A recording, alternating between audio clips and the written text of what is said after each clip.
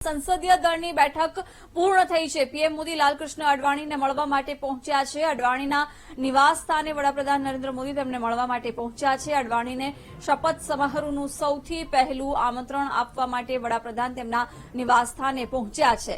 મહત્વનું છે કે આ પહેલા એનડીએની સંસદીય દળની બેઠક મળી હતી, જેમાં સર્વાનુમતે એનડીએના નેતા તરીકે વડાપ્રધાનની પસંદગી કરવામાં આવી અને હવે તેઓ 9 જૂને સાંજે 7 કલાકે શપથ લેશે। એ પહેલા સૌથી પહેલા તેઓ અડવાણીજીને આમંત્રણ આપવા માટે તેમના નિવાસસ્થાને પહોંચ્યા છે। પીએમ મોદી લાલકૃષ્ણ અડવાણીને મળવા માટે પહોંચ્યા એ દ્રશ્યો અત્યારે સામે આવી રહ્યા છે। અડવાણીના નિવાસસ્થાને વડાપ્રધાન પહોંચ્યા અને શપથવિધિ સમારોહમાં હાજરી આપવા માટે સૌથી પહેલું આમંત્રણ તેમને આપ્યું છે। વડાપ્રધાન મોદી લાલકૃષ્ણ અડવાણીને મળવા માટે પહોંચ્યા છે। નવી સરકારના ગઠન માટેની કવાયત હવે શરૂ થઈ ગઈ છે।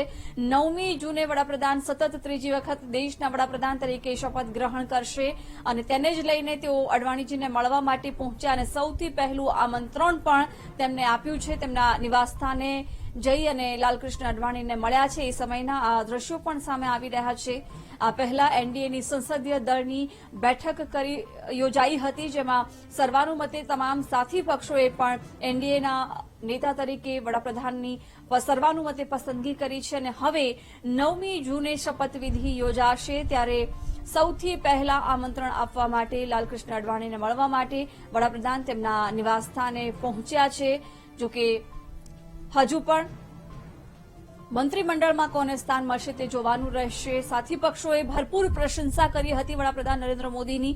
એ નીતિશ કુમારની વાત કરીએ કે ચંદ્રબાબુ નાયડુ, તમામ સહયોગી પક્ષોએ પણ વડાપ્રધાનની પોતાના સંબોધનમાં પ્રશંસા કરી હતી।